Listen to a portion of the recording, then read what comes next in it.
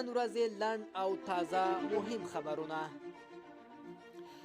سرچینې وایي چې مخکنی ولسمشر حامد کرزی د موازي حکومت د جوړېدو مخالف دی.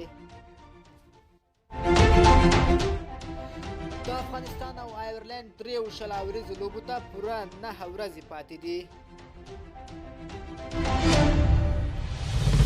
جهادي مشر استاد سیاف وایي چې له ولسمشر غني او ډاکټر عبدالله سره تر لیدنو وروسته د دوی ترمنځ پخلاینې ته هیله مند شوي. ډونالډ ټرمپ ویلي موږ چمتو یو چې په هند کې هر قسم لوړې وسلې وپلورو.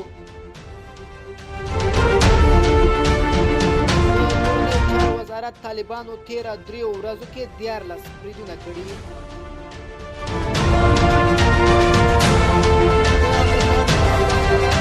لري چې د غني د لوړې مراسم به په افغانستان کې د سولې خنډ شي.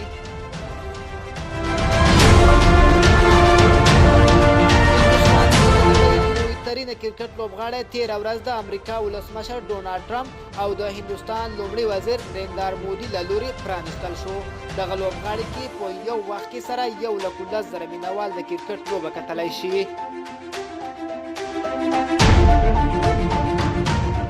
ریټرز خبري اژانس وایي چې امریکایانو له ولسمشر غني غوښتي چې د تحلیف مراسم وځنډوي، سره له دې چې په دې اړه د دولت رسمي بیان لا مخې ته نه دی راغلی، خو د تحلیف لپاره تیاریانې په بشپړېدو دي.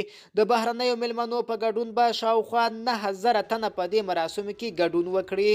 په ورته وخت کې د چین هیواد په ډاګه کړي چې د ولسمشر غني په مشرۍ د نوي حکومت سره همکاریو او کار کولو ته چمتو دي.